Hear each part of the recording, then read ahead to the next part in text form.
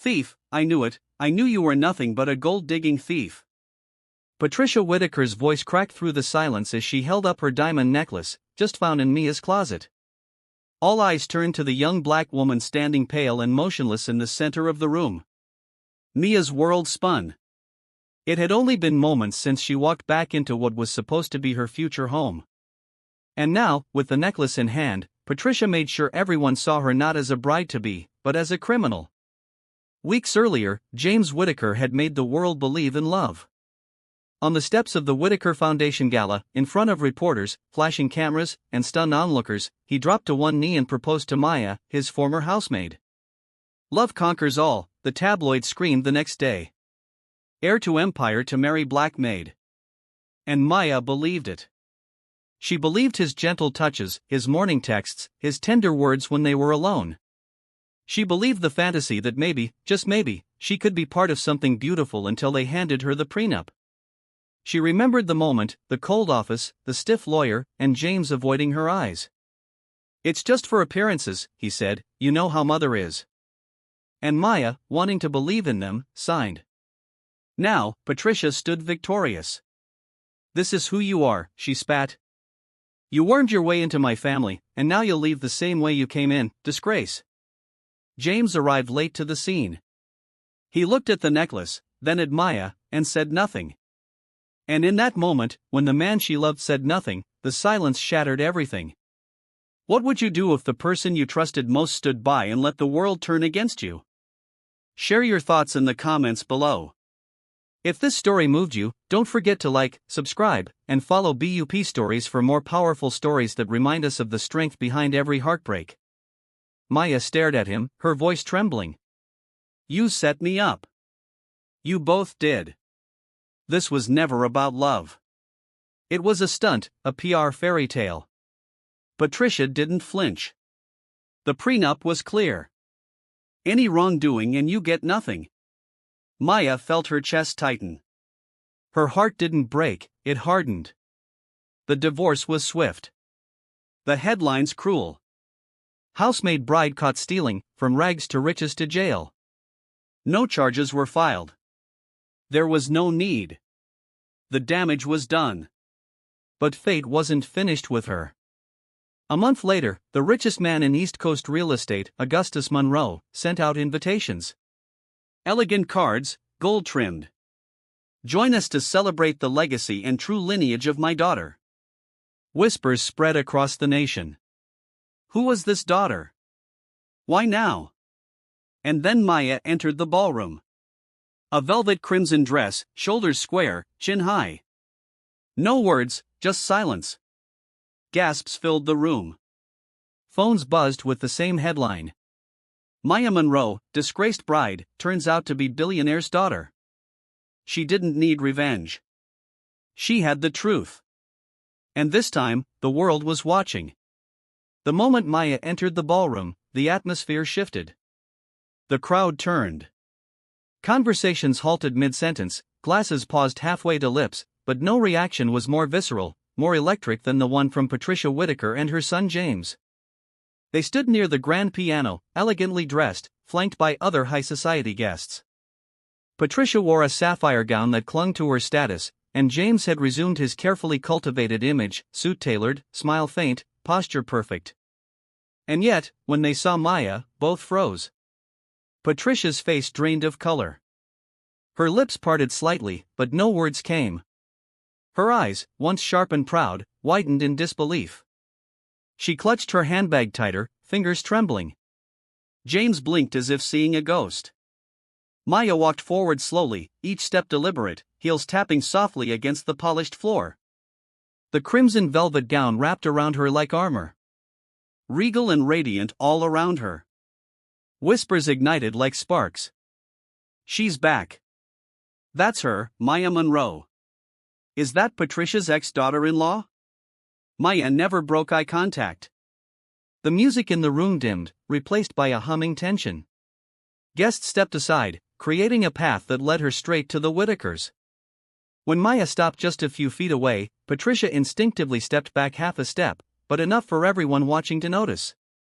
James tried to compose himself, but the weight of her gaze was unbearable. "Leaving so soon?"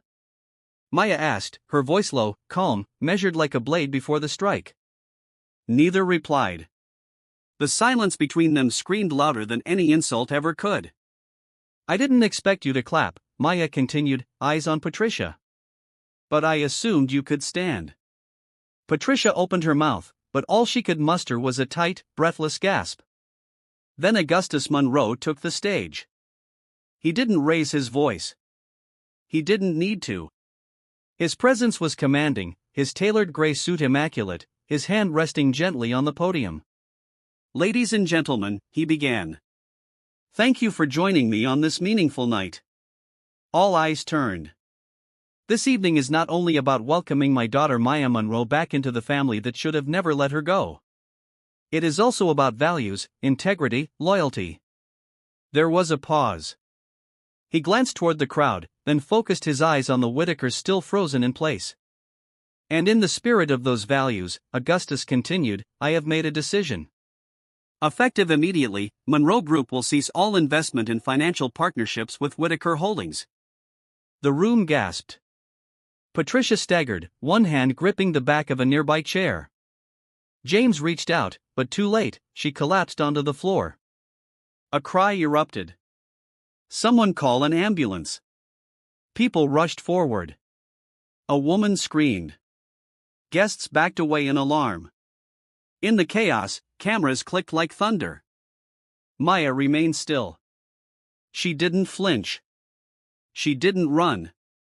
She simply turned and walked toward her father, joining him at the podium, standing as the woman they had once framed, humiliated, discarded, and now could never ignore. Outside the ballroom, sirens howled. Inside, whispers turned into roars. By morning, the headlines lit up the news cycle. A-list Maya Monroe shocks. Elite gala cuts off Whitaker empire. Social justice in silk. Patricia Whitaker collapses after billionaire pulls funding. The maid who became queen. Maya read none of them. She sat on her balcony, a cup of coffee in her hands, watching the sun rise above a world, finally learning to call her by her real name. The morning after the gala, the world had changed. Maya woke up to a phone overflowing with missed calls, interview requests, and public statements from CEOs and board members scrambling to distance themselves from Whitaker Holdings. Patricia was still in the hospital, diagnosed with stress-induced cardiac instability, a vague term that meant little to anyone outside the family's publicist. James predictably had gone silent once again. Maya stood on the terrace of her father's coastal home, her hair swept up by the ocean breeze. Below her, reporters camped at the gates. Drones hovered at a respectful distance, waiting for a glimpse of the woman who had just flipped the script on the American fairy tale. She sipped her coffee slowly, scanning the headlines. Some called her brave, others called her dangerous, but all of them finally called her by her name. Maya Monroe. She placed the mug down and turned as her father joined her. "You slept?" Augustus asked, placing his own mug beside hers. "A little." He nodded as if that was enough. "They'll want statements," he said. "Follow-ups. Maybe even an apology for the public nature of it." Maya smiled without warmth. "Let them wait." Augustus studied her for a moment. "You know, when your mother left this house with you, I thought I'd lost everything. My name, my daughter, my reason. You never looked for us." "I tried," he said more quietly. "But she didn't want to be found. She wanted peace. And I wasn't ready to be a father. Not then." Maya didn't respond. The ocean roared softly in the distance. Some truths were better acknowledged in silence. "I want to make it right," Augustus said. "You already have," Mia replied. And for the first time, she meant it. Not because the money mattered. Not even because of the name, but because for the first time in years, she didn't feel like she had to apologize for existing. Later that day, Maya met with the legal team her father had assembled. There were documents to sign, new trusts, updated wills, property transfers. She barely skimmed the pages. They weren't contracts. They were tools. power now on her terms. But Mother's heart would swell. They paused under an oak tree, roots deep. Maya closed her eyes. I started with a stolen necklace and a broken promise. I never thought it'd lead here. Right place, Augustus replied. Right time. But the next step, she asked. What comes after protest fairs? He smiled softly. We build schools, clinics, international coalitions. We mentor, legislate, create replicable models one state at a time. Maya considered his words. It's lifelong, isn't it? He nodded. A legacy isn't given, it's sustained. She exhaled, breathing in determination. Then we keep going. They walked home together, the path lit by lanterns, the horizon wide. Behind them, voices had spoken. Now they would shape futures. And in the hush of night, Savannah slept, dreaming again of what justice, when speaking its name, can build. The sunlight filtered through Spanish moss and ancient oak trees as Savannah awoke to a new morning of warmth and promise. For Maya Monroe, today wasn't just another sunrise. It was the closing of one chapter and the opening of a legacy built for generations. She stepped onto the porch before dawn, wrapped in a soft shawl, coffee in hand. Autumn sat beside her, tousled hair glowing in early light. Big day? Maya asked gently. Autumn nodded. It's the last bill hearing, right? National Awareness Day. Maya smiled. Yes. And your day, too. I'll be speaking later at the Capitol. I wanted you beside me. Autumn beamed. Of course. Silence stretched between them, a quiet comfort born of shared purpose. They sipped their tea as light gathered around the garden. By mid-morning, the ceremony had begun at the state capitol steps. Flags fluttered, press cameras clicked, and thousands gathered, community members, national leaders, press initiative volunteers. Crowds held signs reading, Stand for Truth. Whistleblower rights for all and your name matters. A sense of pilgrimage filled the air. At the podium, Senator Morales addressed the audience. Today, we mark not just the end of a process, but the beginning of a movement. The National Whistleblower and Integrity Act, inspired by Maya Monroe's courage, has passed the final vote. May it protect every voice that must speak truth. Applause thundered. Tears glistened on cheeks. Photographers captured history. Then Maya stepped forward.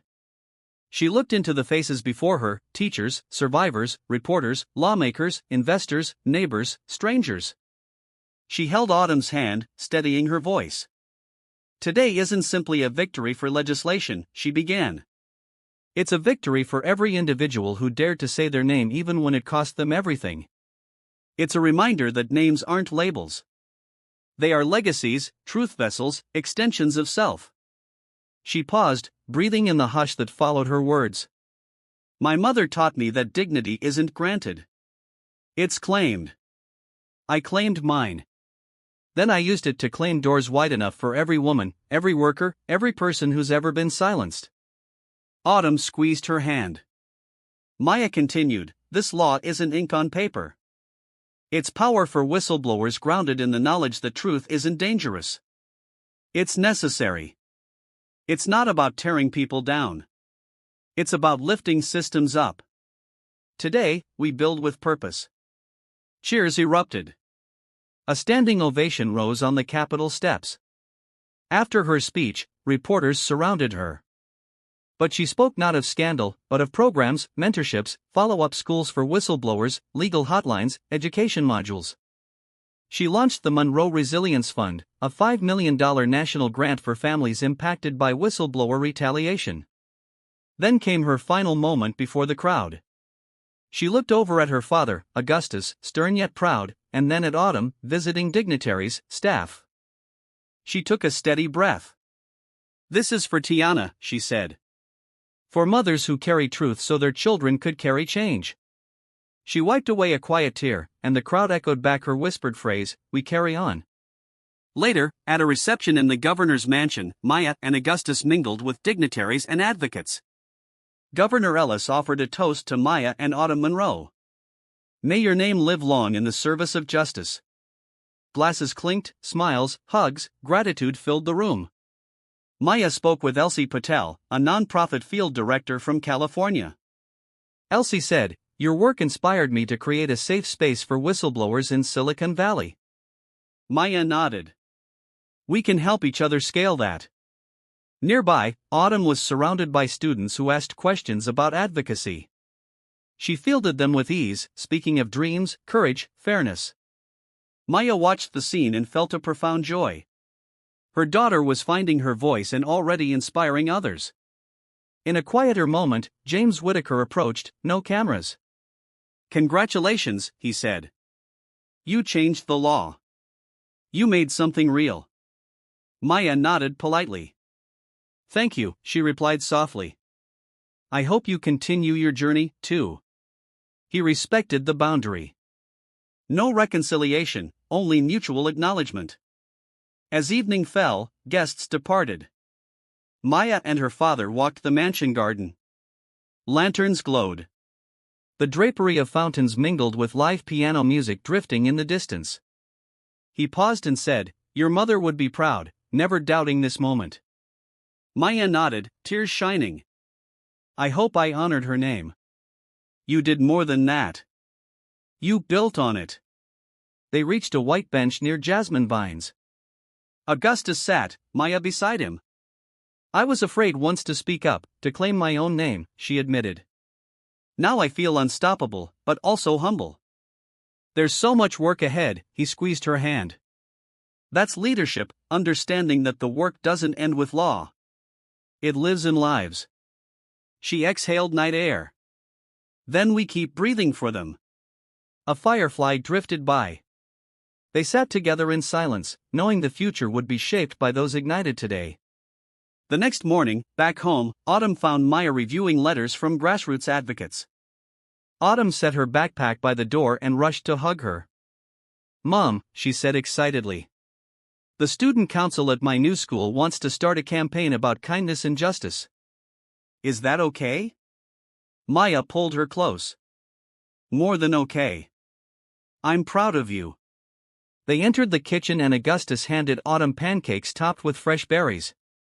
They laughed and talked, simple family moments woven into movement-building days. In between bites, Autumn asked, "Mom, will you be staying home more now?" Mia smiled. "I hope so.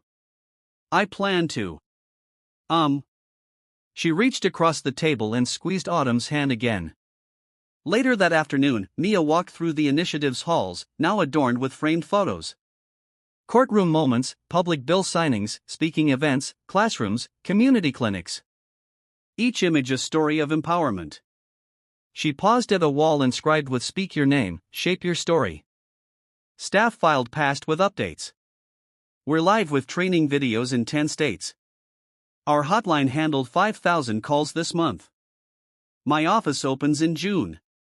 She shook heads, celebrated quietly, but felt the gravity of momentum.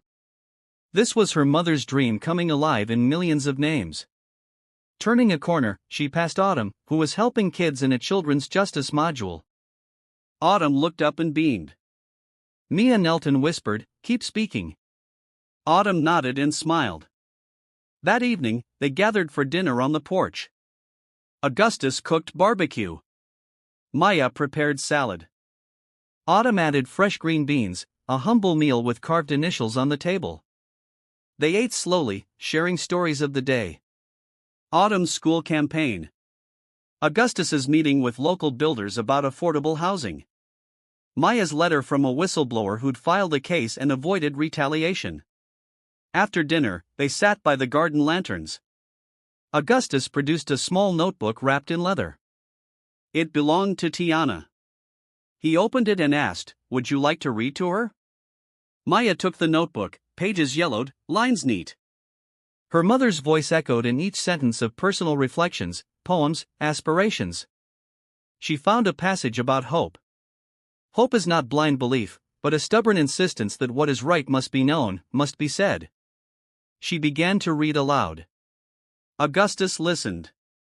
Autumn curled against his side, fireflies dancing. The porch glowed. When she finished, Maya closed the book and said softly, "She was asking for names like ours." Augustus nodded. Night deepened. Savannah pulsed softly beyond them, the same city where her name had been tested, twisted, reclaimed, and finally lifted. The work would continue. Laws to refine, systems to challenge, voices to amplify. But on this tranquil porch, the Monroe family stood rooted in truth, nourished by endurance, ready to nurture a legacy that echoed far beyond the Capitol steps or media headlines. Because their names didn't just identify them, they freed countless others to step into the light. And that, Maya believed, was the greatest inheritance of all. The story of Maya Monroe teaches us that truth, no matter how deeply buried or fiercely silenced, has the power to rise and transform. It reminds us that dignity is not granted by others, but claimed through courage and persistence. Maya's journey from betrayal to justice shows that even in the face of systemic injustice and public humiliation, one voice rooted in integrity can ignite a movement. Her legacy urges us to protect the vulnerable, speak up for what is right, and never underestimate the quiet strength of those who have been overlooked. Don't forget to like, subscribe, and follow BUP Stories for more inspiring tales.